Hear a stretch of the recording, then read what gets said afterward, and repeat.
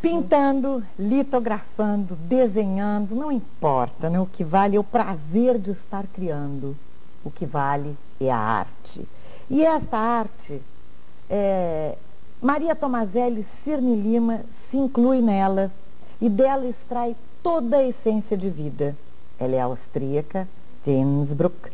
Desde 1965 reside em Porto Alegre. Hoje, uma filha da terra, pode-se dizer, né? Com sucesso reconhecido no Brasil e além das nossas fronteiras. Maria, como foi? Como aconteceu a tua transferência para Porto Alegre? Tu nasceste em Innsbruck? Eu nasci lá. E viveste quanto tempo? Vivi lá até os meus 24 anos de idade. Tua formação toda de estudos, então, foi feita na Alemanha? De estudos mas de vida não. De vida eu posso dizer que é daqui, realmente. Porque eu acho que acordei para a vida mesmo aqui, né? Sim. Tu estudavas? Lá. Não, eu cheguei a estudar lá, terminei o meu curso de filosofia lá, comecei alguns cursos assim suplementares de pintura, porque o verdadeiro curso de pintura que eu queria fazer, eu deveria ter ido para Viena, que não pude, porque eu sou a mais velha de 5 filhos e foi difícil para o meu pai, não poderia custear meu estudo em Viena, então mas resolvi... estivesse na Áustria ou tu tivesse uma formação na Alemanha também? Não, sempre na Áustria, mas no Tirol, em Innsbruck tem uma ótima faculdade, universidade para todas as matérias, inclusive Innsbruck teve 5 prêmios Nobel, então realmente não é ruim, mas não tem especialização em artes plásticas, o que eu queria fazer. E como isso não foi possível com meu pai, que já é falecido, mas ele era uma pessoa muito prática, então ele me deu bons conselhos para a vida de que era bom ter um emprego primeiro, né? Depois desandar para as loucuras. Então eu pensei assim, quem sabe eu faço Porque para inglês. ele a arte era desandar a loucura? Não, ele gostava de arte também, mas ele achava que tinha que ter um emprego, assim, para poder sobreviver em caso de poder não vender, por exemplo, né? Porque o Van Gogh está aí para mostrar como é que é, né? Então eu achei, quem sabe eu faço inglês. Mas eu desandei, eu entrei no inglês, fiz literatura do inglês, intérprete, passei logo para literatura. A literatura tu não entende se não sabe psicologia, entrei na psicologia, essa tu não entende se não sabe filosofia, acabei na filosofia, que mais sem emprego do que um artista plástico, né? Mas eu fui sequestrada e não devolvida, ainda não devolvida, por um gaúcho, e assim eu vim para cá. Como foi? Teu marido esteve... o Carlos Roberto Velho Cirne Lima. Sim. A gente se encontrou lá, nós nos apaixonamos. Ele estava na Áustria? Estava na Alemanha, na Áustria, passou 18 anos morando lá. E a gente até cogitou uma certa época de ficarmos lá, mas esses empregos de universidade em tudo que lugar são difíceis, e na Áustria mais ainda porque é uma barganha de politicagem, né? Então ele disse, não, eu não vou me filiar a nenhum partido para conseguir um cargo. Porque ele deveria fazer... Deveria ter se filiado. Então ele disse... essa parte austríaca a gente não conhece muito bem. Não conhece não, mas é bom que se diga. E então ele disse, não, sabe de uma coisa, o que tu acha da gente se tentar comer no Brasil? Além do mais, ele sofria de gripes e resfriados em Viena, que é uma cidade que passa 6 meses sem sol. E eu só pude avaliar o que significa o sol depois que me mudei para cá, né? Tu não conhecia, não tinha nenhum contato anterior com o Brasil, Maria? Não, nenhum, e conhecia tanto quanto todo o resto que sabia que tinha cobras em São Paulo, sabe? Cobras andando na rua. Na rua, nas avenidas de São Paulo. Hoje não é mais assim, mas 25 anos atrás era assim, estereotipado. Como se fala de Viena, se diz a valsa, né?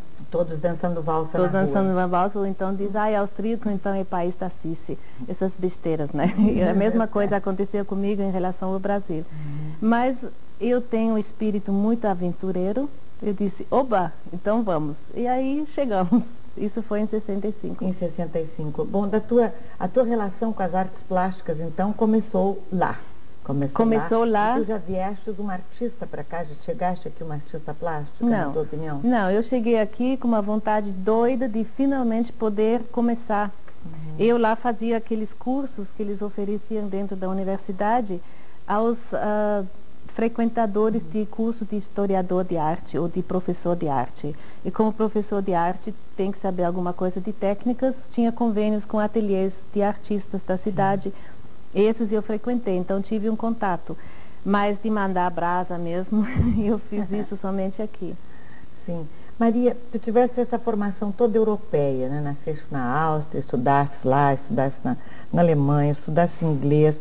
Como é que foi a adaptação da mulher europeia no Brasil? Quer dizer, o primeiro contato com o Brasil foi através do teu marido, né? Através Sim, do só namorado que ele, na época. mas como ele é um filósofo doido, ele não era assim o que se Um brasileiro acha que normal. não é, não. Até hoje não é, graças a média.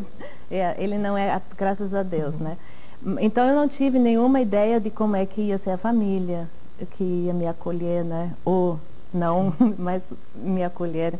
E eu não tinha ideia de o que ia achar. E nós chegamos de navio, porque eu sou de um tempo que se emigrava de navio, por causa dos caixotes, dos livros, que era mais fácil trazer. Sim. Inclusive a passagem era mais barata de navio. Tua bagagem foi imensa? Foi imensa de livros, porque eu deixei tudo lá, eu vi umas fotografias de casamento de um cunhado meu, e achei as roupas tão estranhas, que eu disse para o Carlos, olha, eu acho melhor eu não levar nada e comprar tudo lá, porque vai ser ridículo que vou levar daqui. Então a gente vai pedir só presente de casamento, a gente pediu tudo em livros. A gente fez uma enorme lista de livros e meu enxoval então era livros, né? Que enxoval linda, Maria. Até hoje atual, bem atualizado, né? Exatamente. E o contato com o Brasil? A primeira visão do Brasil? Bom, então chegamos em Santos. Na primeira visão do Brasil foi o navio chegando no Rio. Isso foi uma loucura tão grande, indescritível. A luz, a luminosidade, e passou por Copacabana e entrou no porto, né? Então essa foi a minha primeira visão do Brasil, que foi qualquer coisa de doido, assim, indescritível. A gente desceu do navio, demos uma voltinha, chegamos na Avenida Rio Branco até o Monroy, que naquela época ainda existia, voltamos, né? Depois a gente aportou mesmo em Santos, mas antes de chegar em Santos passa por todas aquelas ilhacinhas, né? Então foi assim, uma emoção de ver só. Aquele verde, aquele sol, Sim. Aquelas cores. Água e céu, esses azuis que são completamente, a luminosidade era completamente diferente do que qualquer coisa que já tivesse visto. E a vegetação, né? E em Santos, então, foi aquela bagunça, porque a gente trouxe um aparelho um aparelho científico, é aquela bagunça de sair da alfândega e de dar um jeitinho, aí já conheci o jeitinho brasileiro, né? Eu tive esse contato direto com o caráter do país. Então foi assim, uma bagunça só até chegar em São Paulo. Ali a gente jantou numa família de parentes que o Carlos tem lá. E aí era para ser um jantarzinho assim, só entre nós, como disseram, mas tinha 30, 40 pessoas. Um jantar íntimo. Íntimo, mas era íntimo, chiquérrimo, com campainha de prata e tudo. Então, para mim isso foi um susto incrível, porque eu achei, isso vai ser o meu dia a dia agora. Ou isso, ou o contrário, ou voltar para casa, qualquer coisa assim, né? Mas eu acho que também não era o dia a dia, apenas fingiram que era o dia a dia. Mas eu achava, não, então, sei lá onde é que eu cheguei, né? Então foi um susto muito grande, e foi um susto também para mim o papel dos empregados domésticos. Isso foi meu primeiro susto, porque elas circulavam nesse jantar como pessoas sem alma, ninguém falava, chegaram como se fossem transparentes, né? Sim. Traziam as comidas, as bandejas e tudo, ninguém olhava, não dizia nada, isso acontecia. E isso eu nunca tinha visto ainda também. Esse tipo de personagem não fazia parte da tua vida? Não, porque na Áustria eu não conhecia na minha vida inteira nenhuma amiga ou amigo que tivesse em casa um empregado doméstico, né? Lá todo mundo tinha que fazer. E depois eu sou de uma geração pós-guerra, eu nasci durante a guerra, né?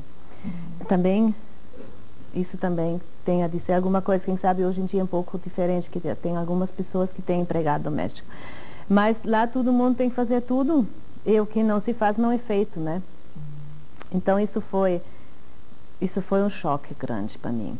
Mas aí depois viesse morar em Porto Alegre em seguida, Maria? Sim, a gente desceu com carro, então um cunhado meu veio nos buscar, nós descemos de carro e na subida de Santos para São Paulo a gente já passou por umas favelas, né? Sim. Também coisas que eu nunca tinha visto na minha vida.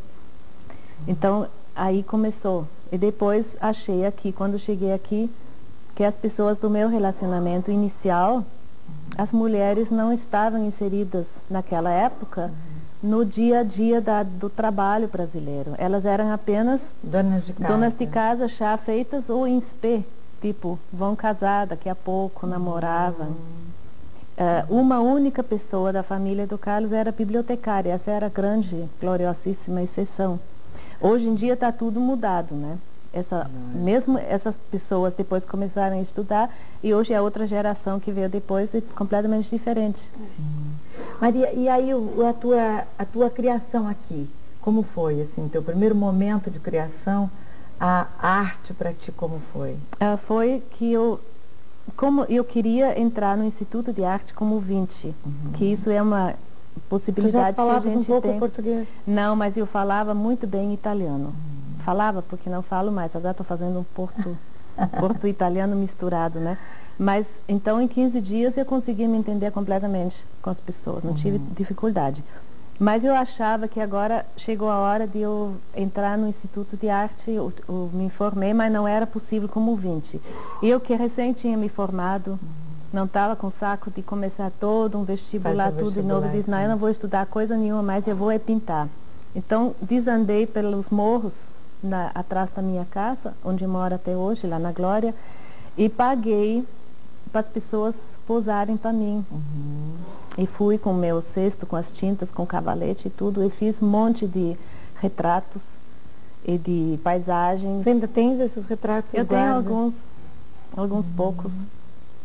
Foram vendidos, mas foram vendidos assim, sabe como é quando alguém começa a pintar numa família numerosa e todo mundo se sente obrigado a comprar, então muita gente foi vendida, não sei muito que fim levou, pode ser que não tenha sido guardado, mas foi comprado assim, eu acho mais para agradar meu sogro, minha sogra, sabe, aquelas coisas. Mas todas. Não eram bons hoje, tu olhando esses trabalhos?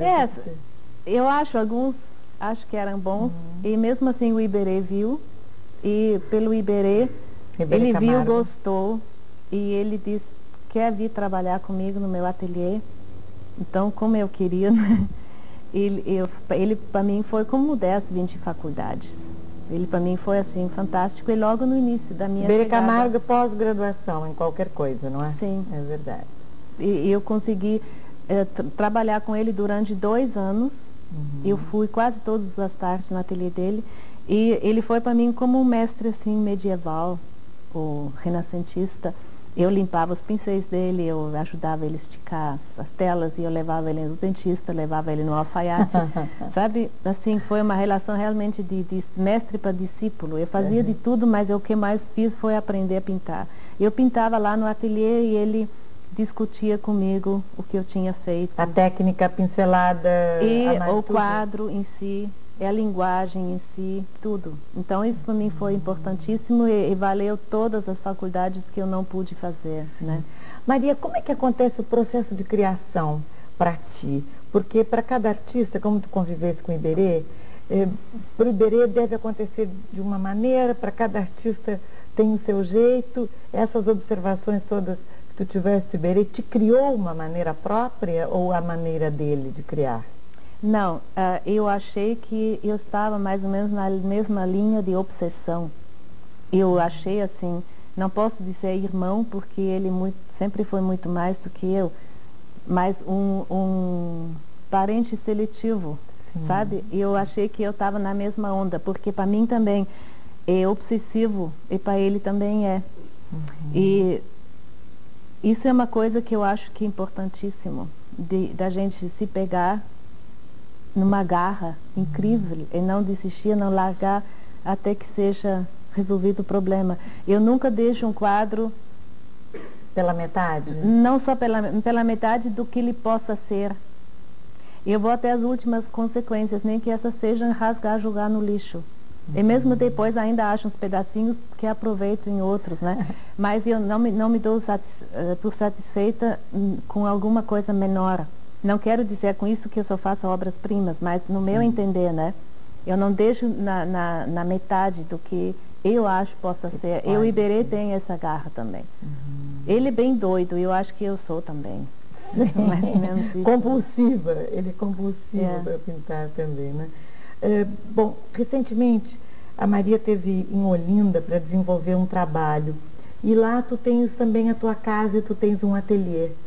E eu te pergunto, então, tu achas que é importante assim o artista ter outros ambientes, outras cidades, outros lugares para poder criar e estimular até a sua fantasia e a sua criatividade e a tua história com Olinda? Eu acho que depende do artista, da personalidade do artista, porque tem artistas como Morandi que só tinha as suas garrafas e foi até o final do caminho, né? Ele chegou no fundo do poço e lá se instalou e fez uma obra maior com menores recursos, né? Mas eu sou mais dramática, sou mais épica, então para mim é fundamental ter vivências novas. Então, Olinda aconteceu na nossa vida por uma opção de emprego num tempo de cassação do AI-5 que caiu em cima do Carlos, que era professor de filosofia, e depois que ele já passou por 1001 empregos e tinha brigado com Delfim Neto, tinha AI-5 nas costas, não achou mais emprego, e então foi oferecido um lá, e a gente foi achando mais ou menos, agora acabamos no Nordeste, né? Mas só que o Nordeste não é acabar, é um novo caminho, uma nova vida. Aliás, eu acho que quando a gente acha assim, agora estamos no fim da linha, todas as linhas levam a outras linhas, né? É só saber encarar e ter a abertura de não chorar atrás de outras coisas que a gente já está acostumado a ter ou a conviver e tal.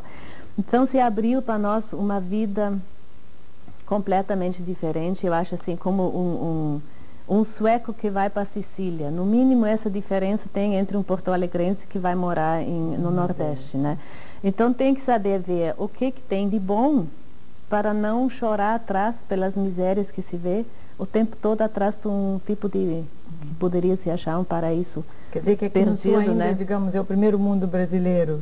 Sim, poderíamos dizer. Sim, está mais aproximado à Europa, está mais civilizado, entre aspas, né? Porque a civilização tem vários tipos de possibilidades de civilização. Realmente, em termos de sujeira, de imundície, de sem vergonhices e tal, acontece muito mais no Nordeste. Mas em termos de outras sabedorias da vida, também acontece muito mais lá. E sabendo ver as coisas, se abre um mundo diferente. O Brasil é riquíssimo. Eu acho, por exemplo, as pessoas que querem separar o Sul do resto do Brasil não sabem o que perdem, porque só enxergam as coisas ruins lá, mas não enxergam as riquezas, porque se fossem enxergar as riquezas, não iam ter essas ideias separatistas, eu acho assim. Pelo menos eu vejo assim, eu estou completamente apaixonado pelo Nordeste, apesar de tudo que se acha lá, né? Tu passas um tempo lá, um tempo aqui, como é dividido, Maria? Quando a gente está de férias, o Carlos também, que é professor, né? Então tem as férias no inverno e no verão, a gente vai para lá. E eu vou sempre um pouquinho mais, porque aí começa um trabalho que demora mais tempo. Vou um pouquinho antes e fico um pouquinho depois, então fica assim, tipo, esse verão passei 5 meses lá, né? Sim. E lá tu crias diferente daqui, Maria? Um pouco mas é por motivos de comodidade de transporte. Eu, por exemplo, telas gigantescas não faço lá, porque tem que trazê-las para cá, porque o mercado é aqui. Então faço coisas menores, mais intimistas, aquarelas. Esse verão fiz quase que micro gravuras em buril, mas que são exercícios que depois se revertem em novas telas, porque sempre que eu venho e começo a pintar, que é o meu caso no momento, eu acho, eu não sei mais pintar, né? É porque fiz outras experiências que me levaram a algumas novidades que depois tem que parir essas novidades, né? Então, para mim, isso é muito importante.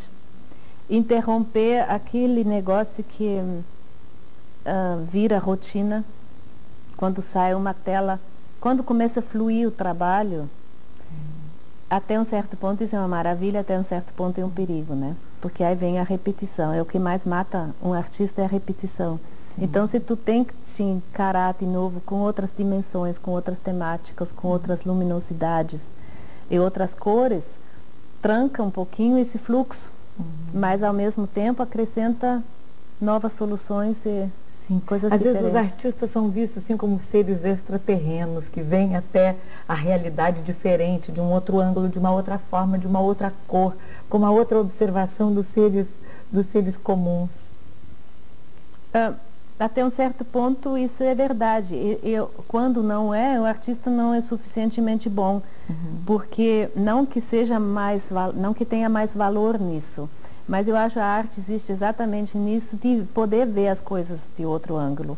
Tanto assim que tem um artista alemão, o Baselitz, que pinta tudo com a cabeça para baixo, mas ele não pendura os quadros com a cabeça para baixo, ele pinta os assuntos com a cabeça para baixo. E depois pendura de cabeça para cima? Não, para baixo. Para baixo. Sim.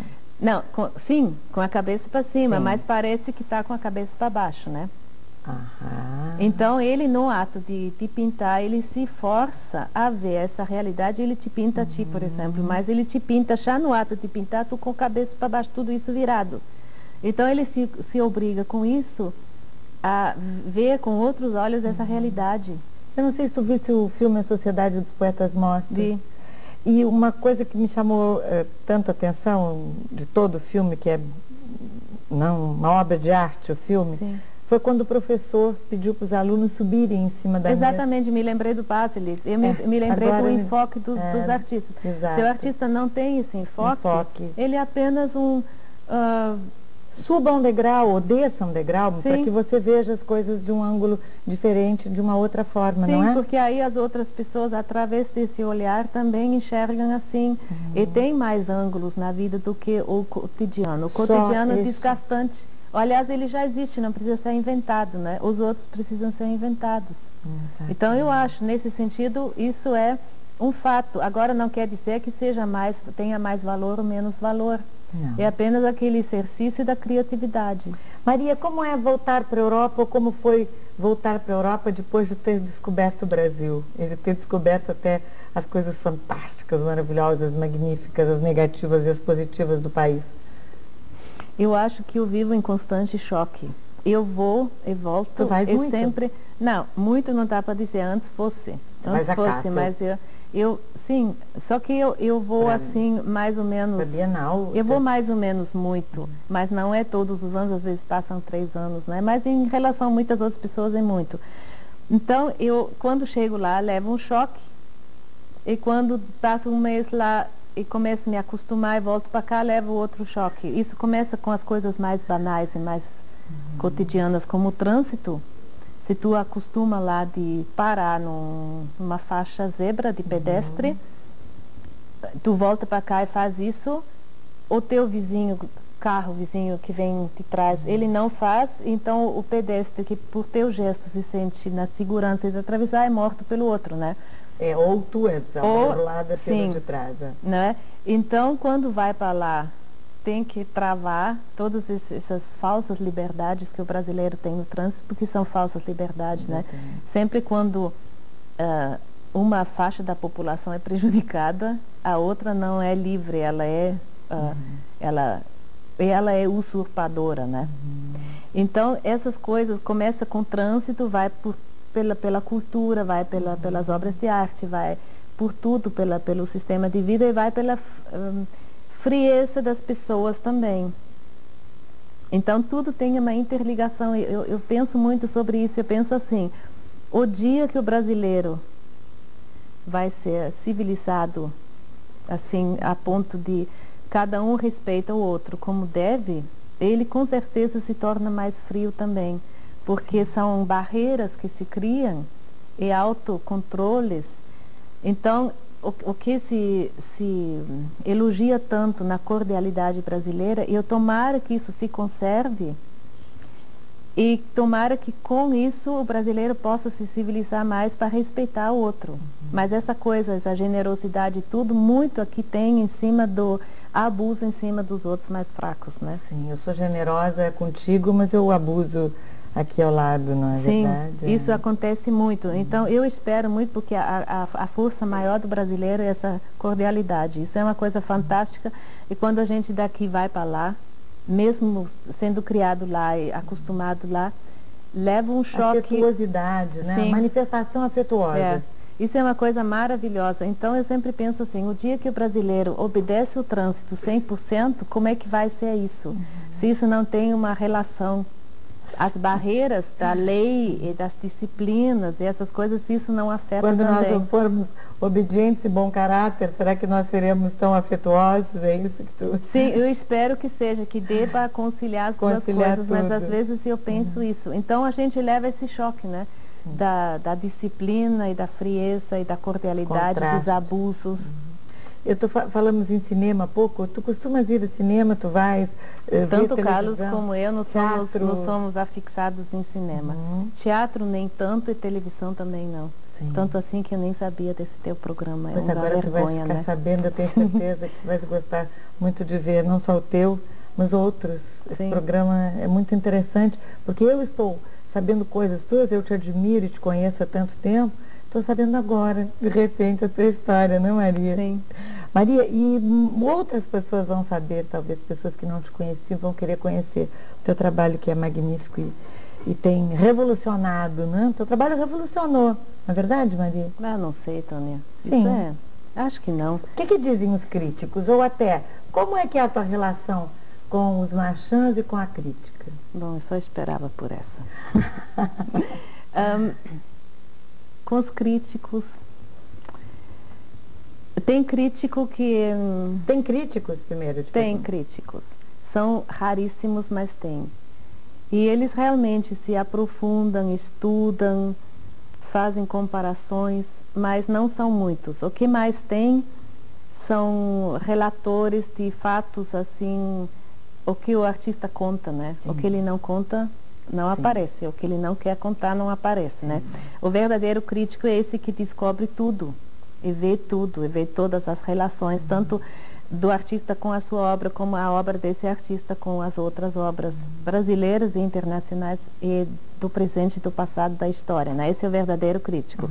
O que muito tem são jornalistas de arte que ajudam muito para o povo em geral, mas não chegam a avaliar realmente a obra, mas tem alguns. Aqui no Sul são mais raros. Tem alguns no eixo Rio-São Paulo, né? E os marchands? Os marchands, isso é um capítulo à parte. Os donos é de difícil. A relação do artista com o marchand é difícil.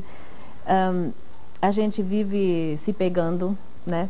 Eu, graças a Deus, tenho aqui em Porto Alegre um ótimo, que até agora tem sido ótimo, tem dado tudo certo, porque existe um respeito mútuo, né? E existe especialmente o respeito do marchand com o trabalho do artista. Porque a pior coisa é quando o marchand começa a dar palpite por causa do mercado, né? Então o artista ou se rebela contra... Isso vende. Isto. E aí no fim tu passas a fazer aquilo que vende? Sim, para que o marchand até no subconsciente. Até no subconsciente, porque se tu sabe que vende mais azul, de repente tu tem a mão mais na palheta azul, sem querer assumir isso explicitamente. Isso é uma coisa muito perigosa, né? Quem é teu marchand aqui? Aqui é a Marga e o Egon Cruyff. Marga e o Egon Cruyff da Bolsa de Arte. E eles realmente nunca se meteram, mas eu já tive pegas aqui em Porto Alegre e já me desliguei de galerias aqui, já me desliguei no Rio, em São Paulo, porque eu não gosto dessa interferência. E fora disso tem aquelas coisas costumeiras que não são tão graves, que é não pagar, não responder, não tratar com respeito, porque se tu tem um assunto para tratar e não consegue, aí a mim está uma aflição. Eu quero estar livre para poder criar. E se fica assim, dependendo de telefonemas que não acontecem, de correspondências que não chegam, tal, aí me dá um nível de adrenalina que interfere no meu trabalho, né? Mas é um capítulo muito polêmico. Tu tens um ateliê próprio também, Sim. não é? Com um grupo de artistas. Sim, nós somos... Antes disso, eu queria falar na Oca, e na Oca Maloca, que eu acho que foi a partir daí que aconteceu o ateliê, este grupo, ou foi antes? Não, já foi muito antes. Muito antes? O nosso ateliê, que não é meu, é de nós três. Marta, Anico, Maria. Marta Luguerce, Anico Escovis e Maria Tomaselli. Então, M-A-M. E a gente fez uma brincadeira, tipo assim, já que não tem Museu de Arte Moderna aqui, que está tudo pendurado junto com os clássicos, os modernos, clássicos, tudo misturado, né, no Marx, que não tem jeito de se modernizar, vamos criar nosso ateliê de arte, Museu de Arte Moderna. Tá muito bem. Mas o que foi uma brincadeira, pegou... E agora somos até uma microempresa, né? Então esse ateliê foi fundado em 82, então já existe há quase 10 anos, né? E a Oca Maloca surgiu aí do ateliê? Não, a Oca Maloca... Lá vocês fazem exposições ou somente trabalho? Não, lá é um ateliê de litografia. De litografia, com impressores. Nós temos um artista impressor, que é a coisa mais rara do mundo, que é o Paulinho Ximendes, né? Que ele é mais... Ele primeiro é artista, depois é impressor. E conjugando as tuas atividades, então, entende perfeitamente o que a gente apronta. Não dá para dizer isso de muitos outros ateliês onde tem um impressor profissional que não sabe do ato da criação, do ato, né? da criação. E nós temos duas prensas, uma que a gente achou no Ferro Velho e adaptamos, e outra que o Chico Stocking nos emprestou. Tem um monte de pedras e tem um monte de artistas trabalhando lá. Mas a Oca Maloca não tem a ver com isso, apenas a participação dos artistas foi tanto os meus amigos do ateliê esse, tanto nós três como os outros que frequentam, e os outros artistas no resto do país, né? Então a Oca Maloca foi assim. Eu há anos estou tratando da arte indígena, ou quer dizer, eu estou inspirando a minha arte no assunto indígena. E quando me aprofundei na... Antes do Sting? Sim, sim. Bastante antes, eu fiz os primeiros trabalhos em 71. Né? Bem antes do Sting. Então, Desculpa a brincadeira. Não, tudo bem, tem um monte de gente e eu acho que quanto mais, melhor. Claro, né? É verdade. Porque é um assunto muito polêmico. Eu me apaixonei pelo assunto indígena, porque é quase impensável, para um europeu, pelo menos, que hoje em dia tu possas conviver com satélites e ao mesmo tempo com povos que ainda não tiveram um único contato com a civilização. Então foi na época da construção da Transamazônica que eu comecei a perceber isso, que potencial tem aqui e como é que, por exemplo, os Yanomami, que naquela época não tinham sido contactados, né? O que eles pensam se passa um avião, porque deve passar um avião em cima da reserva deles e tal, né? E mesmo os nomes, aquela sonoridade dos nomes diferentes que tem no Brasil inteiro, do sul até o norte, que é quase que a unificação do Brasil, é pelos nomes indígenas que entraram na língua também, na geografia, no mapa e tudo. Então, eu fui ver uma exposição em São Paulo, em 72, que chamava-se Ileia Amazônica. E tive contato com os artefatos e também com a expressão artística dos próprios índios. E tem uma antropóloga que chama Maria Heloísa Fenelon da Costa, que foi nas tribos e pediu para as crianças e os adultos desenharem com lápis e papel, o que nunca tinha sido feito ainda, nessas tribos não aculturadas, né? E isso foi exposto no Museu de Arte Moderna no Rio. E eu comecei a frequentar o Museu do Índio no Rio e comecei a estudar, desenhar, e comecei a me interessar muito pela habitação indígena. E daí surgiram as malocas, as ocas. As ocas. Né? Então eu estou pintando há 20 anos, estou pintando ocas. E de repente, durante muitos anos estava pensando assim, o jeito é fazer uma. Não, de verdade, não imitando uma oca indígena, mas fazendo uma a partir da minha arte. E de repente surgiu a oportunidade, porque foi um workshop que eu fui convidada a participar, um workshop que ainda não fui, mas vou esse ano, lá em Hannover, no Museu Sprengel. E eu então queria fazer um protótipo, uma maquete, mas só que eu achei que não tinha graça fazer uma maquete, então fiz uma inteira. De tamanho grande, e independentemente desse workshop. Eu só não queria chegar lá sem nunca ter feito, só tendo um plano na cabeça. Tu não fizeste sozinha, foi com... Eu fiz com o João Melquiades, que ele é um artista, no fundo é um artista, né? Só que a profissão de ganhar vida é pedreiro, carpinteiro e tal. Eu conheço ele há 20 anos, que ele fez um monte de reformas lá em casa. Até foi ele que construiu o meu ateliê.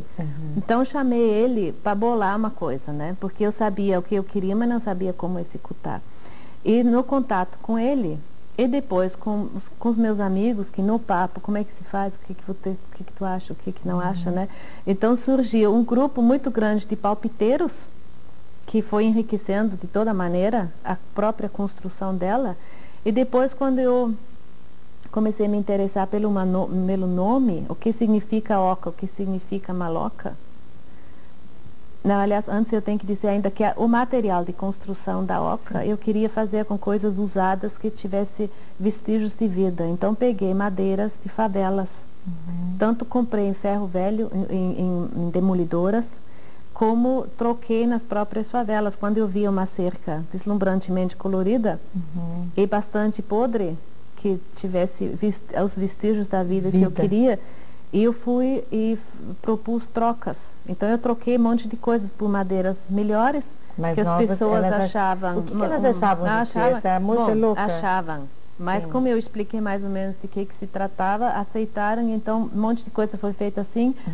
E outras tantas madeiras peguei numa demolidora, que tem essas favelas demolidas da prefeitura. Sim. Então, até casas queimadas, até pedaços de madeiras queimadas, eu escolhi lá. Isso está em exposição Oca Maloca, as pessoas podem ver, Maria? Não, no momento não. Ela está na UTI, porque foi manuseado tanto, especialmente em frente à Bienal. Ela não foi propriamente para a Bienal. Ela ia, mas não foi por umas coisas internas aí, meio difíceis de explicar. Mas ela ficou embaixo da Marquise do MAN, em São Paulo, que é em frente à entrada da Bienal. Então toda essa população foi lá e mexeu, um pouquinho até demais. O Gasparotto até tirou um pedacinho de lembrança. Que nem o Muro de Berlim. Mais ou menos. Pedaço da Então ela está agora na minha casa para ser restaurada. Dá para refazer, mesmo que não dê retorno ou restauração, e eu faço outra coisa em cima, que o espírito dela é assim, né? Mas estava previsto antes do plano Collor, de ela ir a Salvador, Curitiba, não sei o que, sabe? Assim, e agora, como é que fica depois deste plano? Eu não sei, eu nem pergunto, porque eu acho que primeiro tem que assentar a poeira. Primeiro tem que chegar no mínimo dia 16 de abril, né? O que tu achaste de tudo isso, Maria?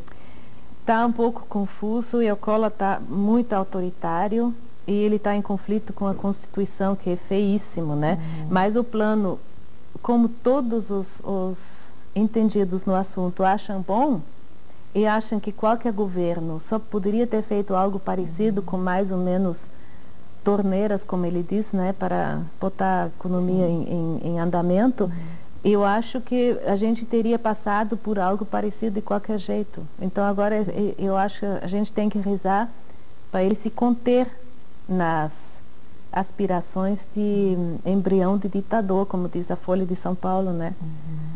Porque de resto pode até ser que dê, né?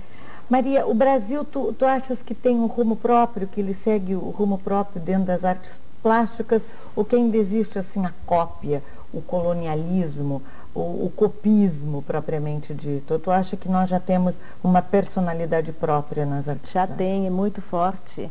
O copismo também existe, sempre tem grupos que mamam nas revistas, né?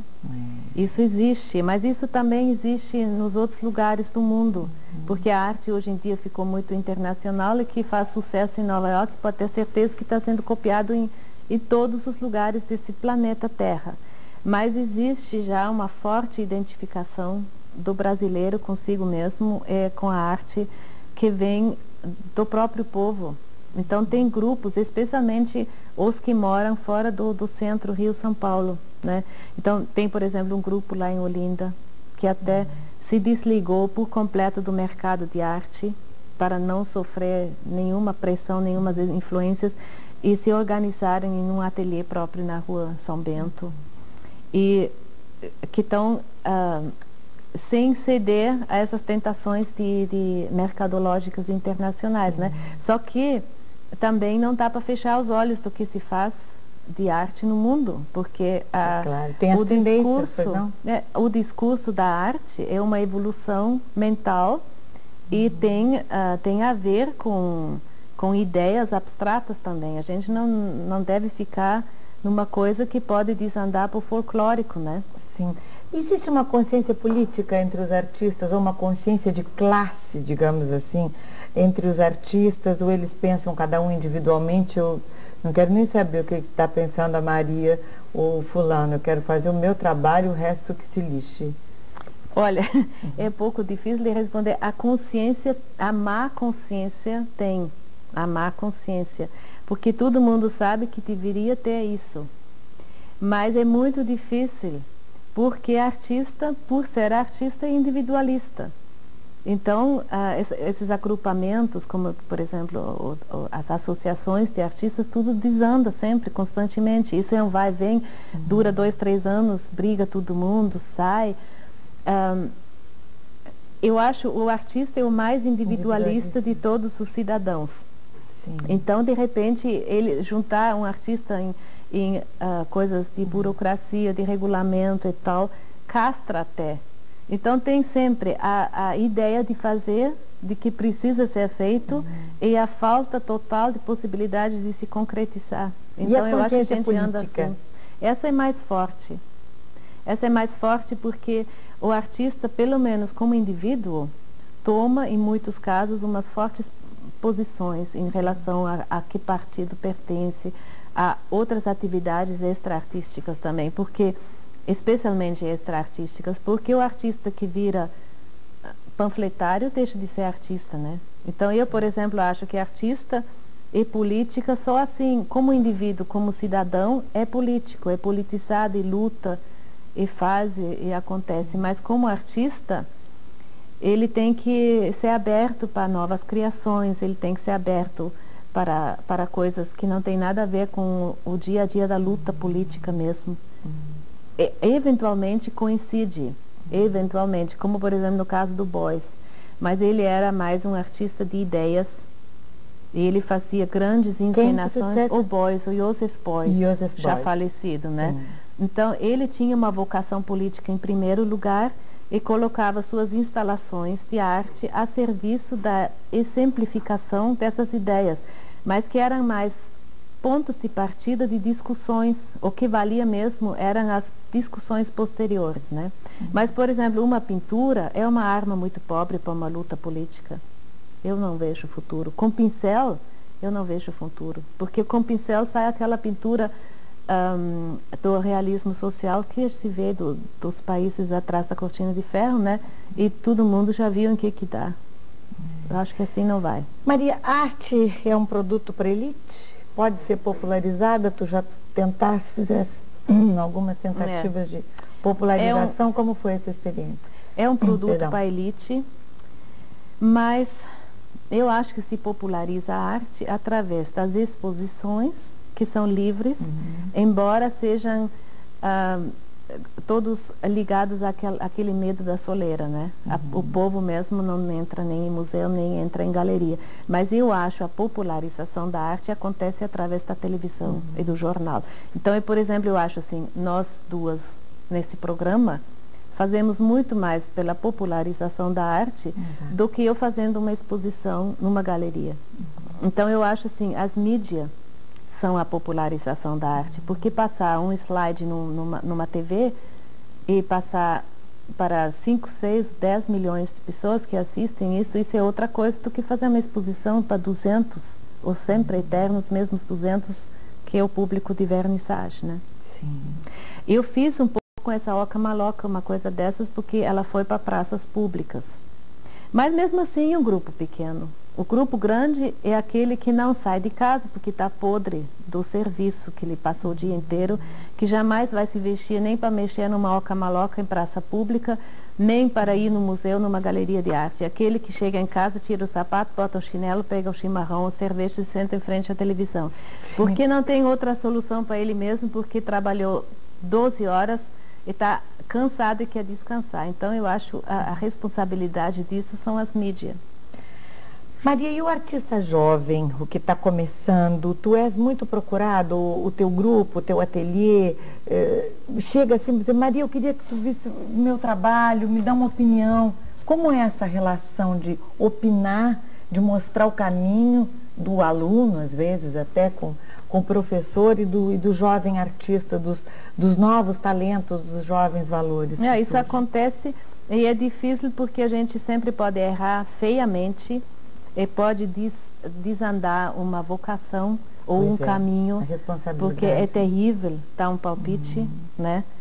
Porque a gente, quando uma pessoa começa, nem ela se conhece, muito menos um outro conhece ela, e de repente tu dá ênfase a um lado do trabalho que o outro nem tinha visto, nem queria percorrer, e com isso corta uma outra possibilidade. Eu acho isso um grande perigo, mas do outro lado, eu sempre quando eu falo sobre um trabalho, eu dou ênfase a essa possibilidade e digo, se fosse eu fazendo isso, eu faria assim.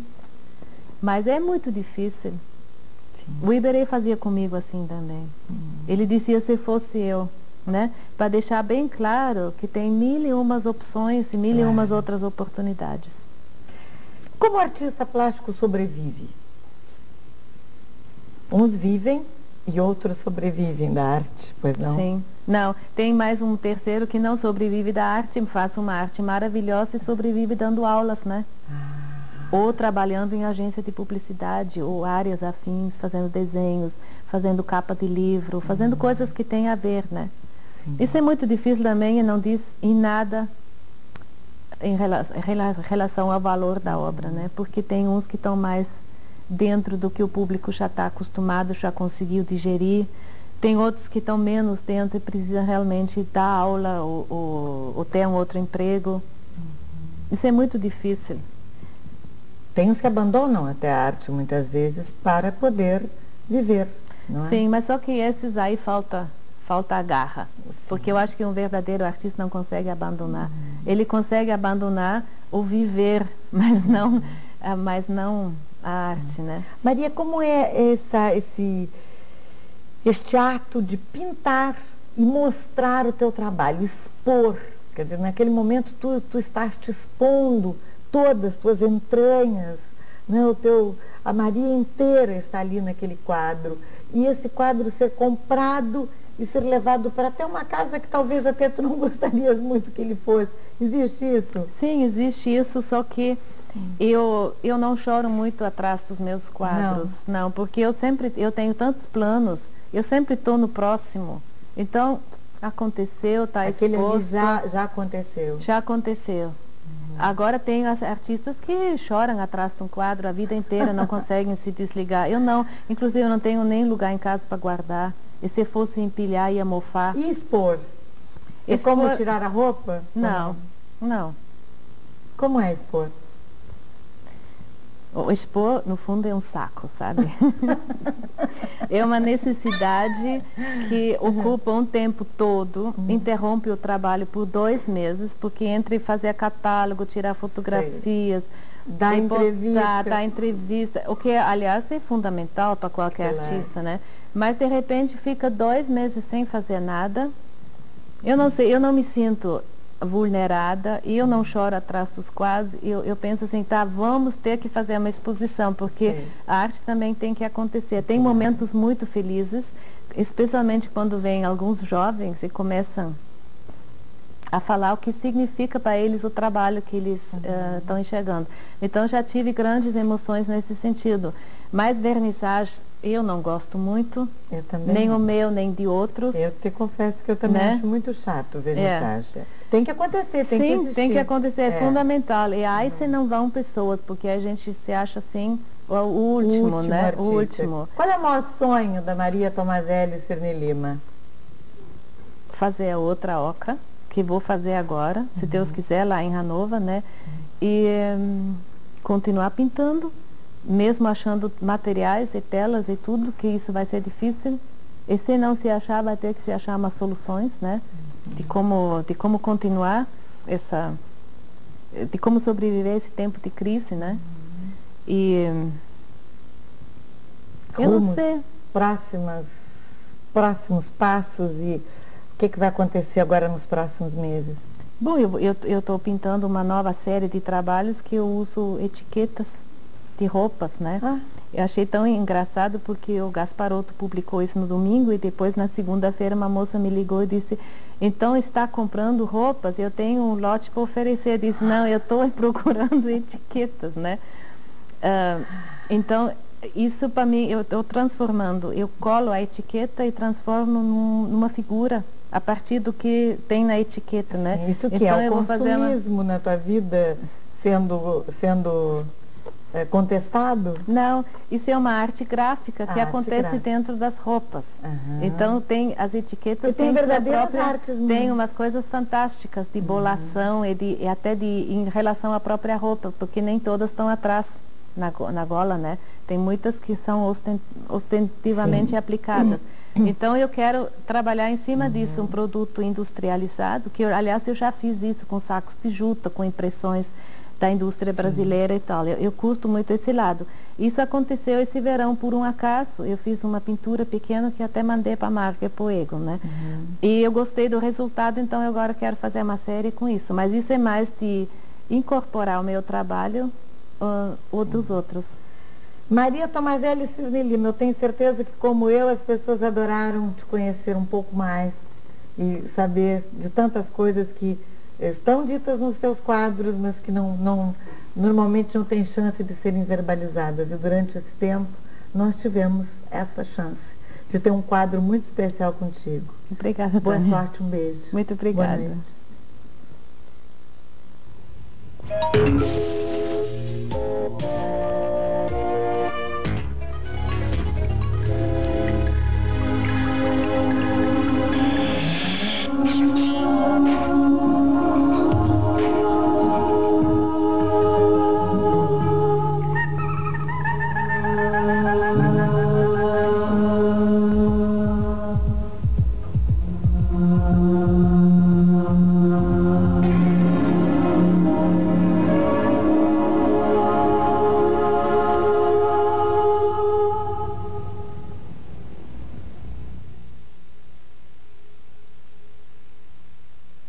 Eu não tive nenhuma ideia de como é que ia ser a família, que ia me acolher, né? Ou não, mas me acolher. E eu não tinha ideia de o que ia achar. E nós chegamos de navio, porque eu sou de um tempo que se emigrava de navio, por causa dos caixotes dos livros, que era mais fácil trazer. Inclusive a passagem era mais barata de navio. Tua bagagem foi imensa? Foi imensa de livros, porque eu deixei tudo lá. Eu vi umas fotografias de casamento de um cunhado meu e achei as roupas tão estranhas que eu disse para o Carlos: olha, eu acho melhor eu não levar nada e comprar tudo lá, porque vai ser ridículo que vou levar daqui. Então a gente vai pedir só presente de casamento, a gente pediu tudo em livros. A gente fez uma enorme lista de livros e meu enxoval então era livros, né? Que enxoval linda, Maria. Até hoje atual, bem atualizado, né? Exatamente. E o contato com o Brasil? A primeira visão do Brasil? Bom, então chegamos em Santos. Na primeira visão do Brasil foi o navio chegando no Rio. Isso foi uma loucura tão grande, indescritível. A luz, a luminosidade, e passou por Copacabana e entrou no porto, né? Então essa foi a minha primeira visão do Brasil, que foi qualquer coisa de doido, assim, indescritível. A gente desceu do navio, demos uma voltinha, chegamos na Avenida Rio Branco até o Monroy, que naquela época ainda existia, voltamos, né? Depois a gente aportou mesmo em Santos, mas antes de chegar em Santos passa por todas aquelas ilhazinhas, né? Então foi assim, uma emoção de ver só. Aquele verde, aquele sol, aquelas cores. Água e céu, esses azuis que são completamente, a luminosidade era completamente diferente do que qualquer coisa que eu já tivesse visto. E a vegetação, né? E em Santos, então, foi aquela bagunça, porque a gente trouxe um aparelho um aparelho científico, é aquela bagunça de sair da alfândega e de dar um jeitinho, aí já conheci o jeitinho brasileiro, né? Eu tive esse contato direto com o caráter do país. Então foi assim, uma bagunça só até chegar em São Paulo. Ali a gente jantou numa família de parentes que o Carlos tem lá. E aí era para ser um jantarzinho assim, só entre nós, como disseram, mas tinha 30, 40 pessoas. Um jantar íntimo. Íntimo, mas era íntimo, chiquérrimo, com campainha de prata e tudo. Então, para mim isso foi um susto incrível, porque eu achei, isso vai ser o meu dia a dia agora. Ou isso, ou o contrário, ou voltar para casa, qualquer coisa assim, né? Mas eu acho que também não era o dia a dia, apenas fingiram que era o dia a dia. Mas eu achava, não, então, sei lá onde é que eu cheguei, né? Então foi um susto muito grande, e foi um susto também para mim o papel dos empregados domésticos. Isso foi meu primeiro susto, porque elas circulavam nesse jantar como pessoas sem alma, ninguém falava, chegaram como se fossem transparentes, né? Sim. Traziam as comidas, as bandejas e tudo. Ninguém olhava, não dizia nada, isso acontecia. E isso eu nunca tinha visto ainda também. Esse tipo de personagem não fazia parte da tua vida? Não, porque na Áustria eu não conhecia na minha vida inteira nenhuma amiga ou amigo que tivesse em casa um empregado doméstico, né? Lá todo mundo tinha que fazer. E depois eu sou de uma geração pós-guerra, eu nasci durante a guerra, né? Também, isso também tem a dizer alguma coisa, quem sabe hoje em dia é um pouco diferente, que tem algumas pessoas que têm empregado doméstico. Mas lá todo mundo tem que fazer tudo. E o que não se faz não é feito, né? Então isso foi um choque grande para mim. Mas aí depois viesse morar em Porto Alegre em seguida, Maria? Sim, a gente desceu com carro, então um cunhado meu veio nos buscar, nós descemos de carro e na subida de Santos para São Paulo a gente já passou por umas favelas, né? Sim. Também coisas que eu nunca tinha visto na minha vida. Sim. Então aí começou. E depois achei aqui, quando cheguei aqui, que as pessoas do meu relacionamento inicial, as mulheres não estavam inseridas naquela época no dia a dia do trabalho brasileiro. Elas eram apenas donas de casa já feitas ou em spé, tipo, vão casar daqui a pouco, namoravam. Uma única pessoa da família do Carlos era bibliotecária, essa era a grande, gloriosíssima exceção. Hoje em dia está tudo mudado, né? Mesmo essas pessoas depois começaram a estudar e hoje é outra geração que veio depois e completamente diferente. Sim. Maria, e aí a tua criação aqui, como foi, assim, o teu primeiro momento de criação, a arte para ti como foi? Foi que como eu queria entrar no Instituto de Arte como ouvinte, que isso é uma possibilidade que a gente um pouco tem. Português? Não, mas eu falava muito bem italiano. Falava porque não falo mais, agora estou fazendo um porto italiano misturado, né? Mas então em 15 dias eu consegui me entender completamente com as pessoas, não tive dificuldade. Mas eu achava que agora chegou a hora de eu entrar no Instituto de Arte, eu me informei, mas não era possível como ouvinte. Eu que recém tinha me formado, não estava com saco de começar todo um vestibular, tudo de novo. Disse, não, eu não vou estudar coisa nenhuma mais, eu vou pintar. Então, desandei pelos morros, atrás da minha casa, onde moro até hoje, lá na Glória, e paguei para as pessoas posarem para mim. E fui com o meu cesto, com as tintas, com o cavalete e tudo, e fiz um monte de retratos e de paisagens. Você ainda tens esses retratos? Eu tenho alguns poucos. Foram vendidos, mas foram vendidos assim, sabe como é quando alguém começa a pintar numa família numerosa e todo mundo se sente obrigado a comprar, então muita gente foi vendida, não sei muito que fim levou, pode ser que não tenha sido guardado, mas foi comprado assim, eu acho mais para agradar meu sogro, minha sogra, sabe, aquelas coisas. Mas não eram bons hoje, tu olhando esses trabalhos? Eu acho que eram bons, e mesmo assim o Iberê viu, e pelo Iberê ele viu, gostou, e ele disse, quer vir trabalhar comigo no meu ateliê? Então, como eu queria, né? Ele para mim foi como 10, 20 faculdades. Ele para mim foi assim, fantástico, e logo no início da minha chegada. Camargo, pós-graduação em qualquer coisa, não é? Sim. É verdade. E eu consegui trabalhar com ele durante 2 anos. Eu fui quase todas as tardes no ateliê dele, e ele foi para mim como um mestre assim, medieval, o renascentista. Eu limpava os pincéis dele, eu ajudava ele a esticar as telas, e eu levava ele no dentista, levava ele no alfaiate, sabe? Assim, foi uma relação realmente de mestre para discípulo. Eu fazia de tudo, mas o que mais fiz foi aprender a pintar. Eu pintava lá no ateliê e ele discutia comigo o que eu tinha feito. A técnica, a pincelada, e o quadro em si. É a linguagem em si, tudo. Então isso para mim foi importantíssimo e valeu todas as faculdades que eu não pude fazer, né? Maria, como é que acontece o processo de criação para ti? Porque para cada artista, como tu convivesse com o Iberê, para o Iberê deve acontecer de uma maneira, para cada artista tem o seu jeito. Essas observações todas que tu tiveste do Iberê, te criou uma maneira própria ou a maneira dele de criar? Não, eu achei que eu estava mais ou menos na mesma linha de obsessão. Eu achei assim, não posso dizer irmão, porque ele sempre foi muito mais do que eu, mas um parente seletivo, sabe? E eu achei que eu estava na mesma onda, porque para mim também é obsessivo e para ele também é. E isso é uma coisa que eu acho que é importantíssimo, da gente se pegar numa garra incrível e não desistir, não largar até que seja resolvido o problema. Eu nunca deixo um quadro pela metade? Não só pela metade do que ele possa ser. Eu vou até as últimas consequências, nem que essas sejam rasgar, jogar no lixo. E mesmo depois ainda acho uns pedacinhos que aproveito em outros, né? Mas eu não me dou por satisfeita com alguma coisa menor. Não quero dizer com isso que eu só faço obras-primas, mas no meu entender, né? Eu não deixo na metade do que eu acho possa ser. Eu e Iberê tem essa garra também. Ele é bem doido, eu acho que eu sou também.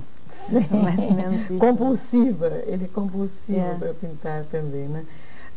Bom, recentemente a Maria teve em Olinda para desenvolver um trabalho e lá tu tens também a tua casa e tu tens um ateliê.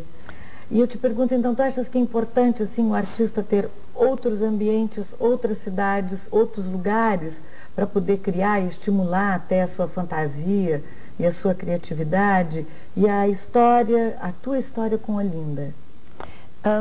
Eu acho que depende do artista, da personalidade do artista, porque tem artistas como Morandi que só tinha as suas garrafas e foi até o final do caminho, né? Ele chegou no fundo do poço e lá se instalou e fez uma obra maior com menores recursos, né?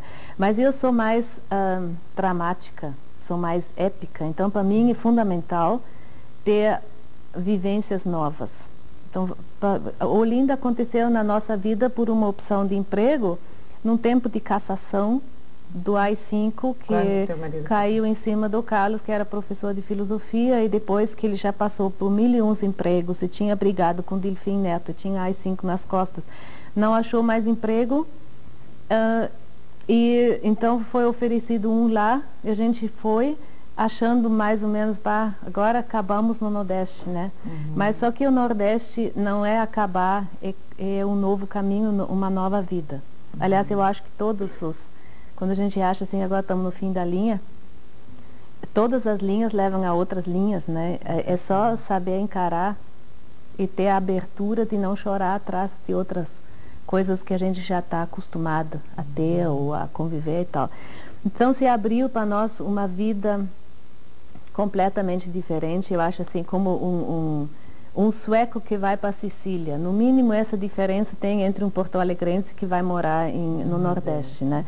Então tem que saber ver o que tem de bom para não chorar atrás pelas misérias que se vê o tempo todo atrás de um tipo de que poderia se achar um paraíso. Quer dizer que aqui perdido, no Sul ainda, né? Digamos, é o primeiro mundo brasileiro. Sim, poderíamos dizer. Sim, está mais aproximado à Europa, está mais civilizado, entre aspas, né? Porque a civilização tem vários tipos de possibilidades de civilização. Realmente, em termos de sujeira, de imundície, de sem vergonhices e tal, acontece muito mais no Nordeste. Mas em termos de outras sabedorias da vida, também acontece muito mais lá. E sabendo ver as coisas, se abre um mundo diferente. O Brasil é riquíssimo. Eu acho, por exemplo, as pessoas que querem separar o Sul do resto do Brasil não sabem o que perdem, porque só enxergam as coisas ruins lá, mas não enxergam as riquezas, porque se fossem enxergar as riquezas, não iam ter essas ideias separatistas, eu acho assim. Pelo menos eu vejo assim, eu estou completamente apaixonada pelo Nordeste, apesar de tudo que se acha lá, né? Tu passas um tempo lá, um tempo aqui, como é dividido, Maria? Quando a gente está de férias, o Carlos também, que é professor, né? Então tem as férias no inverno e no verão, a gente vai para lá. E eu vou sempre um pouquinho mais, porque aí começa um trabalho que demora mais tempo. Vou um pouquinho antes e fico um pouquinho depois, então fica assim, tipo, esse verão passei 5 meses lá, né? Sim. E lá tu crias diferente daqui, Maria? Um pouco mas é por motivos de comodidade de transporte. Eu, por exemplo, telas gigantescas não faço lá, porque tem que trazê-las para cá, porque o mercado é aqui. Então faço coisas menores, mais intimistas. Aquarelas. Esse verão fiz mini quase que microgravuras em buril, mas que são exercícios que depois se revertem em novas telas. Porque sempre que eu venho e começo a pintar, que é o meu caso no momento, eu acho, pá, eu não sei mais pintar, né? É porque fiz outras experiências que me levaram a algumas novidades que depois tem que parir essas novidades, né? Então, para mim, isso é muito importante. Interromper aquele negócio que vira rotina, quando sai uma tela, quando começa a fluir o trabalho, até um certo ponto isso é uma maravilha, até um certo ponto é um perigo, né? Porque aí vem a repetição, é o que mais mata um artista é a repetição. Sim. Então, se tu tem que te encarar de novo com outras dimensões, com outras temáticas, com outras luminosidades e outras cores, tranca um pouquinho esse fluxo, mas ao mesmo tempo acrescenta novas soluções e coisas Às diferentes. vezes os artistas são vistos assim como seres extraterrenos, que vêm até a realidade diferente, de um outro ângulo, de uma outra forma, de uma outra cor, com uma outra observação dos seres comuns. Até um certo ponto isso é verdade. Quando não é, o artista não é suficientemente bom, porque não que seja não que tenha mais valor nisso, mas eu acho que a arte existe exatamente nisso, de poder ver as coisas de outro ângulo. Tanto assim que tem um artista alemão, o Baselitz, que pinta tudo com a cabeça para baixo, mas ele não pendura os quadros com a cabeça para baixo, ele pinta os assuntos com a cabeça para baixo. E depois pendura de cabeça para cima? Não, para baixo. Para baixo. Sim. Não, sim, com a cabeça para cima, sim, mas parece que está com a cabeça para baixo, né? Então ele, no ato de pintar, ele se força a ver essa realidade. Ele te pinta a ti, por exemplo, mas ele te pinta já no ato de pintar, tu com a cabeça para baixo, tudo isso virado. Então ele se obriga com isso a ver com outros olhos essa realidade. Eu não sei se tu viste o filme A Sociedade dos Poetas Mortos. Vi. E uma coisa que me chamou tanto a atenção de todo o filme, que é uma obra de arte, o filme, sim, foi quando o professor pediu para os alunos subirem em cima da mesa. Exatamente, me lembrei do Baselitz. Eu me lembrei do enfoque dos artistas. Exato. Se o artista não tem esse enfoque. Ele é apenas suba um degrau ou desça um degrau, para que você veja as coisas de um ângulo diferente, de uma outra forma, não é? Sim, porque aí as outras pessoas, através desse olhar, também enxergam assim. E tem mais ângulos na vida do que o cotidiano. O cotidiano é desgastante. Aliás, ele já existe, não precisa ser inventado, né? Os outros precisam ser inventados. Exatamente. Então, eu acho, nesse sentido, isso é um fato. Agora, não quer dizer que tenha mais valor ou menos valor. Não. É apenas aquele exercício da criatividade. Maria, como é voltar para a Europa, ou como foi voltar para a Europa depois de ter descoberto o Brasil? E de ter descoberto até as coisas fantásticas, maravilhosas, magníficas, as negativas e as positivas do país? Eu acho que eu vivo em constante choque. Eu vou e volto. Tu vais muito? Sempre... Não, muito não dá para dizer, antes fosse. Antes fosse, mas sim, só que eu vou assim, mais ou menos... Para Bienal? Eu vou mais ou menos muito, mas não é todos os anos, às vezes passam 3 anos, né? Mas em relação a muitas outras pessoas é muito. Então, quando chego lá, levo um choque, e quando passo um mês lá e começo a me acostumar e volto para cá, levo outro choque. Isso começa com as coisas mais banais e mais cotidianas, como o trânsito. Se tu acostuma lá de parar numa faixa zebra de pedestre, tu volta para cá e faz isso, o teu vizinho, vizinho que vem de trás, ele não faz, então o pedestre que por teu gesto se sente na segurança de atravessar é morto pelo outro, né? Ou tu és amarrolada pelo de trás. Né? Então, quando vai para lá, tem que travar todas essas falsas liberdades que o brasileiro tem no trânsito, porque são falsas liberdades, né? Sempre quando uma faixa da população é prejudicada, a outra não é livre, ela é usurpadora, né? Então, essas coisas começam com o trânsito, vai pela cultura, vai pelas obras de arte, vai por tudo, pelo sistema de vida e vai pela frieza das pessoas também. Então, tudo tem uma interligação. Eu penso muito sobre isso. Eu penso assim, o dia que o brasileiro vai ser civilizado, assim, a ponto de cada um respeita o outro como deve, ele com certeza se torna mais frio também, porque são barreiras que se criam e autocontroles. Então, o que se elogia tanto na cordialidade brasileira, e eu tomara que isso se conserve, e tomara que com isso o brasileiro possa se civilizar mais para respeitar o outro.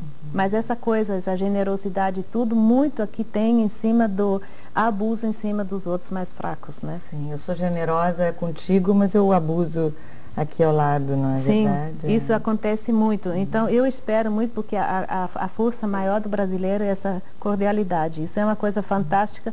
E quando a gente daqui vai para lá, mesmo sendo criado lá e acostumado lá, leva um choque. Afetuosidade, né? Sim. Manifestação afetuosa. É. Isso é uma coisa maravilhosa. Então, eu sempre penso assim, o dia que o brasileiro obedece o trânsito 100%, como é que vai ser isso?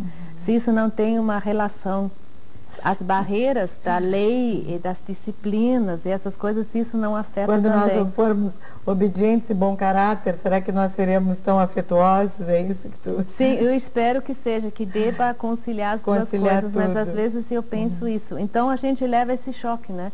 Da disciplina e da frieza e da cordialidade, dos abusos. Falamos em cinema há pouco. Tu costumas ir ao cinema, tu vais tanto ver Carlos televisão, como eu não somos afixados em cinema. Teatro nem tanto e televisão também não. Sim. Tanto assim que eu nem sabia desse teu programa. Mas agora tu vais ficar sabendo, eu tenho certeza que tu vais gostar muito de ver, não só o teu, mas outros. Esse programa é muito interessante, porque eu estou sabendo coisas tuas, eu te admiro e te conheço há tanto tempo, estou sabendo agora, de repente, a tua história, não, Maria? Sim. Maria, e outras pessoas vão saber, talvez pessoas que não te conheciam, vão querer conhecer o teu trabalho, que é magnífico e tem revolucionado, né? O teu trabalho revolucionou, não é verdade, Maria? Ah, não sei, Tânia. Sim. Isso acho que não. O que dizem os críticos? Ou até, como é que é a tua relação com os marchands e com a crítica? Bom, eu só esperava por essa. Com os críticos, tem crítico que... Tem críticos, primeiro? Tem críticos. São raríssimos, mas tem. E eles realmente se aprofundam, estudam, fazem comparações, mas não são muitos. O que mais tem são relatores de fatos, assim, o que o artista conta, né? Sim. O que ele não conta não aparece, o que ele não quer contar não aparece, né? O verdadeiro crítico é esse que descobre tudo, e vê todas as relações, tanto do artista com a sua obra, como a obra desse artista com as outras obras brasileiras e internacionais, e do presente e do passado da história, né? Esse é o verdadeiro crítico. O que muito tem são jornalistas de arte, que ajudam muito para o povo em geral, mas não chegam a avaliar realmente a obra, mas tem alguns. Aqui no Sul são mais raros. Tem alguns no eixo Rio-São Paulo, né? E os marchands? Os marchands, isso é um capítulo à parte. Os donos é difícil. A relação do artista com o marchand é difícil. A gente vive se pegando, né? Eu, graças a Deus, tenho aqui em Porto Alegre um ótimo, que até agora tem sido ótimo, tem dado tudo certo, porque existe um respeito mútuo, né? E existe especialmente o respeito do marchand com o trabalho do artista. Porque a pior coisa é quando o marchand começa a dar palpite por causa do mercado, né? Então, o artista ou se rebela contra... Isso vende. Isto. E aí, no fim, então, tu passas a fazer aquilo que vende? Sim, para que o marchand até no subconsciente. Até no subconsciente, porque se tu sabe que vende mais azul, de repente tu tem a mão mais na palheta azul, sem querer assumir isso explicitamente. Isso é uma coisa muito perigosa, né? Quem é teu marchand aqui? Aqui é a Marga e o Egon Cruyff. Marga e o Egon Cruyff da Bolsa de Arte. E eles realmente nunca se meteram, mas eu já tive pegas aqui em Porto Alegre e já me desliguei de galerias aqui, já me desliguei no Rio, em São Paulo, porque eu não gosto dessa interferência. E fora disso tem aquelas coisas costumeiras que não são tão graves, que é não pagar, não responder, não tratar com respeito, porque se tu tem um assunto para tratar e não consegue, Aí a mim dá uma aflição, eu quero estar livre para poder criar. E você fica assim, dependendo de telefonemas que não acontecem, de correspondências que não chegam, tal, aí me dá um nível de adrenalina que interfere no meu trabalho, né? Mas é um capítulo muito polêmico. Tu tens um ateliê próprio também, Sim. não é? Com um grupo de artistas. Sim, nós somos... Antes disso, eu queria falar na Oca, e na Oca Maloca, que eu acho que foi a partir daí que aconteceu o ateliê, este grupo, ou foi antes? Não, já foi muito antes. Muito antes? O nosso ateliê, que não é meu, é de nós três. De quem? Marta, Anico, Maria. Anico Marta Luguerce, Anico Herskovitz e Maria Tomaselli. Então, M-A-M. E a gente fez uma brincadeira, tipo assim, já que não tem Museu de Arte Moderna aqui, que está tudo pendurado junto com os clássicos, os modernos, clássicos, tudo misturado, né, no Marx, que não tem jeito de se modernizar, vamos criar nosso ateliê de Museu de Arte Moderna. Tá muito bem. Mas o que foi uma brincadeira, pegou, e agora somos até uma microempresa, né?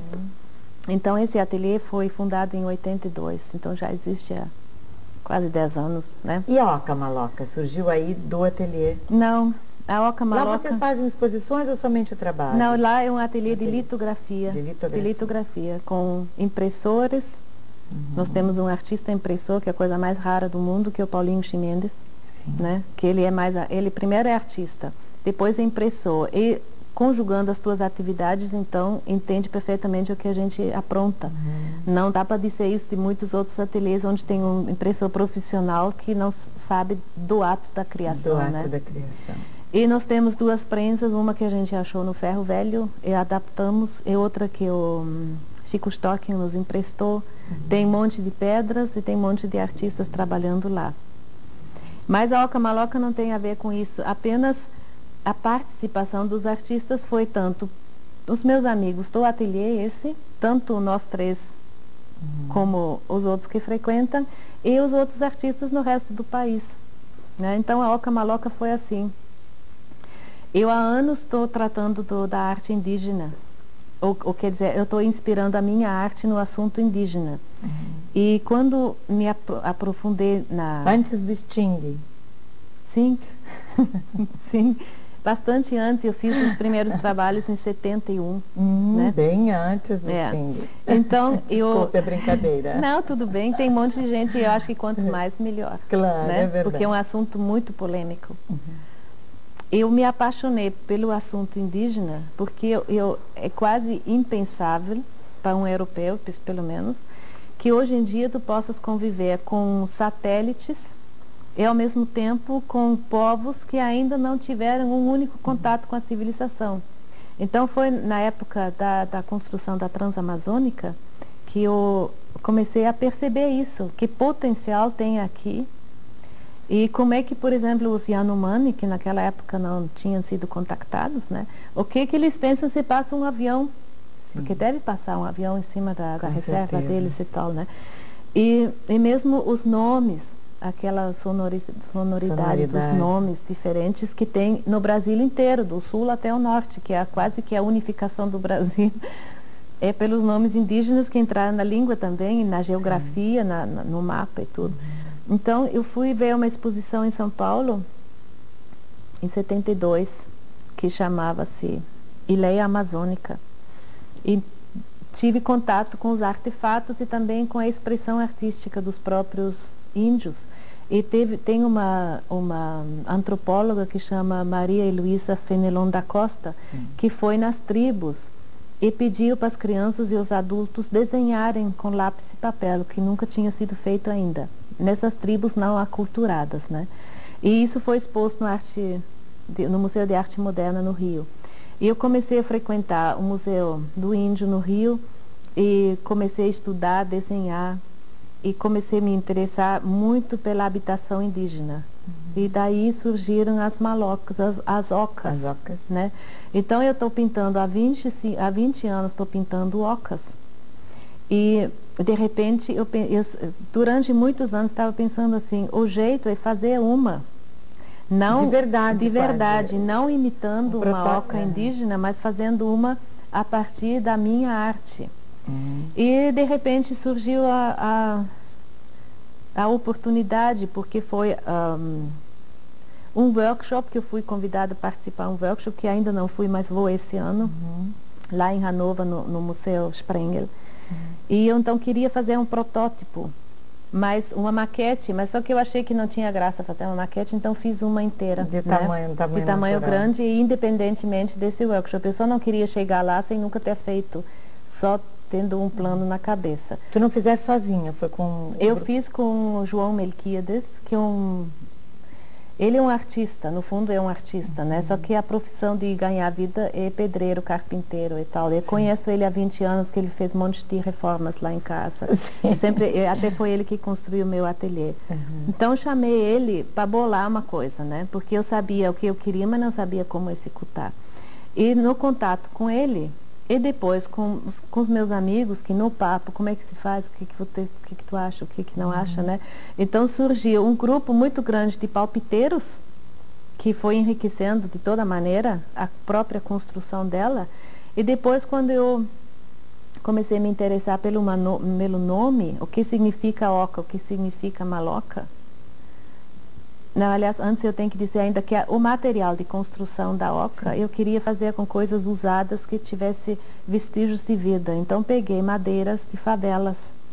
Tanto comprei em ferro velho, em demolidoras, como troquei nas próprias favelas. Quando eu via uma cerca deslumbrantemente colorida e bastante podre, que tivesse os vestígios da vida que eu queria, e eu fui e propus trocas. Então eu troquei um monte de coisas por madeiras melhores, que as pessoas achavam... O que elas achavam de ti? Essa moça é louca? Achavam. Mas como eu expliquei mais ou menos de que se tratava, aceitaram, então um monte de coisa foi feita assim. E outras tantas madeiras peguei numa demolidora, que tem essas favelas demolidas da prefeitura.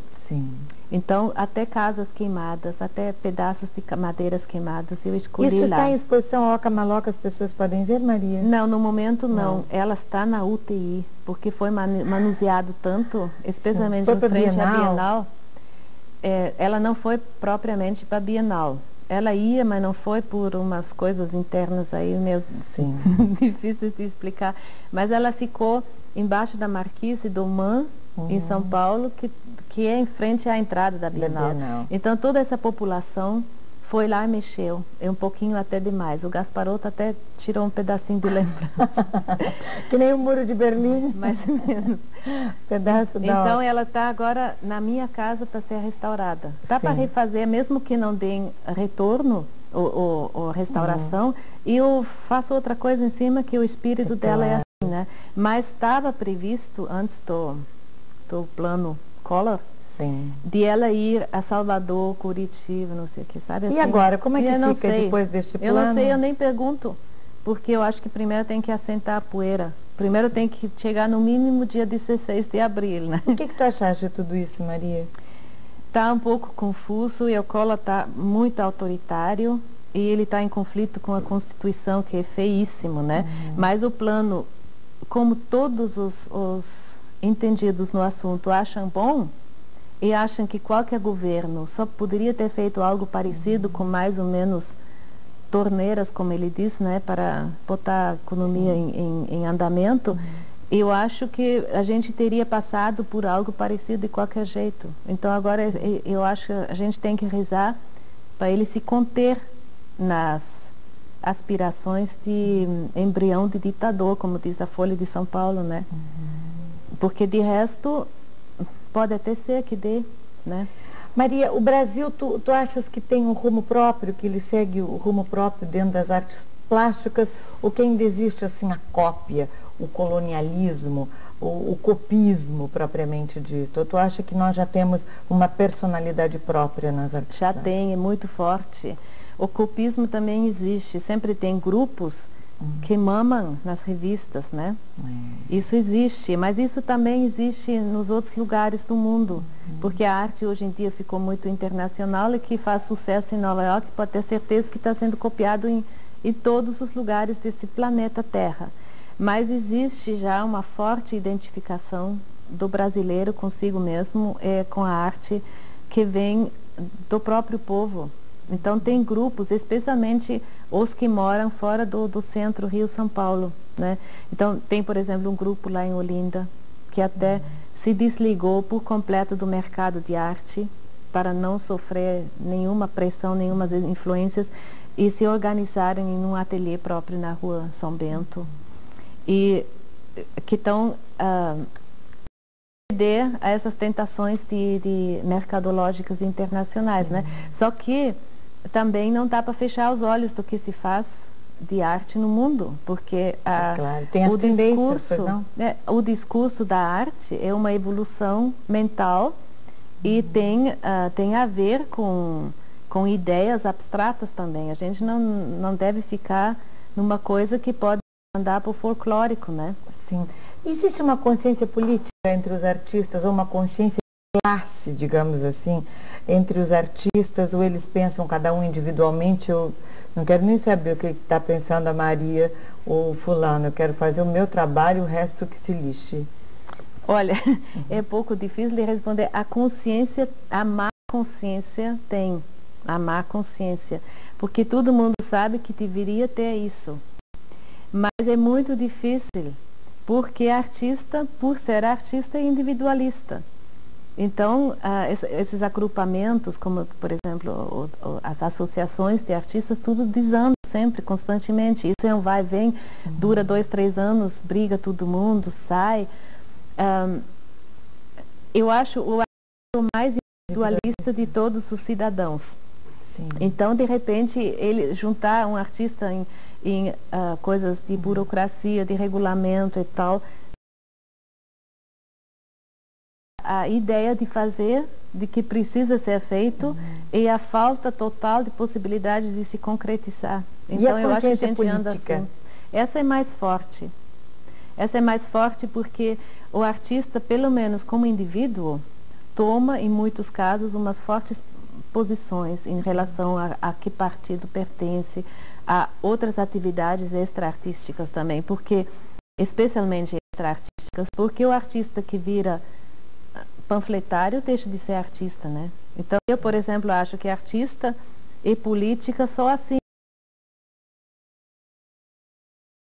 luta e faz e acontece, mas como artista, ele tem que ser aberto para novas criações, ele tem que ser aberto para coisas que não tem nada a ver com o dia a dia da luta política mesmo.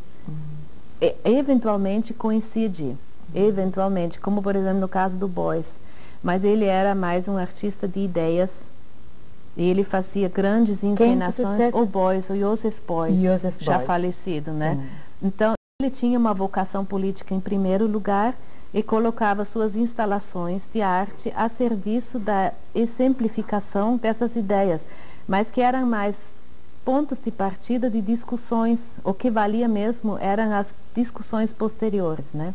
Mas, por exemplo, uma pintura é uma arma muito pobre para uma luta política. Eu não vejo futuro. Com pincel, eu não vejo futuro, porque com pincel sai aquela pintura do realismo social que se vê dos países atrás da cortina de ferro, né? E todo mundo já viu em que dá. Eu acho que assim não vai. Maria, arte é um produto para elite? Pode ser popularizada? Tu já tentaste, fizesse algumas tentativas de popularização? Como foi essa experiência? É um produto para elite, mas eu acho que se populariza a arte através das exposições, que são livres, embora sejam todos ligados àquele medo da soleira, né? O povo mesmo não entra nem em museu, nem entra em galeria. Mas eu acho a popularização da arte acontece através da televisão e do jornal. Então, por exemplo, eu acho assim, nós duas, nesse programa, fazemos muito mais pela popularização da arte do que eu fazendo uma exposição numa galeria. Então, eu acho assim, as mídias são a popularização da arte, porque passar um slide numa TV e passar para 5, 6, 10 milhões de pessoas que assistem isso é outra coisa do que fazer uma exposição para 200, ou sempre eternos, mesmos 200, que é o público de vernissage, né? Sim. Eu fiz um pouco com essa Oca Maloca, uma coisa dessas, porque ela foi para praças públicas. Mas mesmo assim é um grupo pequeno. O grupo grande é aquele que não sai de casa porque está podre do serviço que ele passou o dia inteiro, que jamais vai se vestir nem para mexer numa oca-maloca em praça pública, nem para ir no museu, numa galeria de arte. É aquele que chega em casa, tira o sapato, bota o chinelo, pega o chimarrão, o cerveja e se senta em frente à televisão. Porque não tem outra solução para ele mesmo, porque trabalhou 12 horas e está cansado e quer descansar. Então eu acho a responsabilidade disso são as mídias. Maria, e o artista jovem, o que está começando, tu és muito procurado, o teu grupo, o teu ateliê, chega assim, dizer, Maria, eu queria que tu visse o meu trabalho, me dá uma opinião. Como é essa relação de opinar, de mostrar o caminho do aluno, às vezes até com o professor e do jovem artista, dos novos talentos, dos jovens valores? Isso acontece e é difícil porque a gente sempre pode errar feiamente e pode desandar uma vocação ou um caminho, porque é terrível dar um palpite, né? Porque a gente, quando uma pessoa começa, nem ela se conhece, muito menos um outro conhece ela, e de repente tu dá ênfase a um lado do trabalho que o outro nem tinha visto, nem queria percorrer, e com isso corta uma outra possibilidade. Eu acho isso um grande perigo, mas do outro lado, sempre quando eu falo sobre um trabalho, eu dou ênfase a essa possibilidade e digo, se fosse eu fazendo isso, eu faria assim. Mas é muito difícil. Sim. O Iberê fazia comigo assim também. Ele dizia, se fosse eu, né? Para deixar bem claro que tem mil e umas opções e mil e umas outras oportunidades. Como o artista plástico sobrevive? Uns vivem e outros sobrevivem da arte, pois não? Sim. Não, tem mais um terceiro que não sobrevive da arte, faz uma arte maravilhosa e sobrevive dando aulas, né? Ou trabalhando em agência de publicidade, ou áreas afins, fazendo desenhos, fazendo capa de livro, fazendo coisas que têm a ver, né? Sim. Isso é muito difícil também e não diz em nada em relação ao valor da obra, né? Porque tem uns que estão mais dentro do que o público já está acostumado, já conseguiu digerir. Tem outros que estão menos dentro e precisam realmente dar aula ou ter um outro emprego. Isso é muito difícil. Tem os que abandonam até a arte, muitas vezes, para poder viver, não é? Sim, mas só que esses aí falta a garra. Sim. Porque eu acho que um verdadeiro artista não consegue abandonar. Ele consegue abandonar o viver, mas não a arte, né? Maria, como é este ato de pintar e mostrar o teu trabalho, expor? Quer dizer, naquele momento tu estás te expondo todas as tuas entranhas, né? A Maria inteira está ali naquele quadro. E esse quadro ser comprado e ser levado para até uma casa que talvez até tu não gostarias muito que ele fosse. Existe isso? Sim, existe isso, só que eu não choro muito atrás dos meus quadros, não, porque eu tenho tantos planos, eu sempre estou no próximo. Então, aconteceu, está exposto. Aquele já aconteceu. Já aconteceu. Agora tem as artistas que choram atrás de um quadro a vida inteira, não conseguem se desligar. Eu não, inclusive eu não tenho nem lugar em casa para guardar. E se fosse empilhar, ia mofar. E expor? E como tirar a roupa? Não, não. Como é expor? O expor, no fundo, é um saco, sabe? É uma necessidade que ocupa um tempo todo, interrompe o trabalho por 2 meses, porque entre fazer catálogo, tirar fotografias, dar entrevista, o que, aliás, é fundamental para qualquer artista, né? Mas, de repente, fica 2 meses sem fazer nada.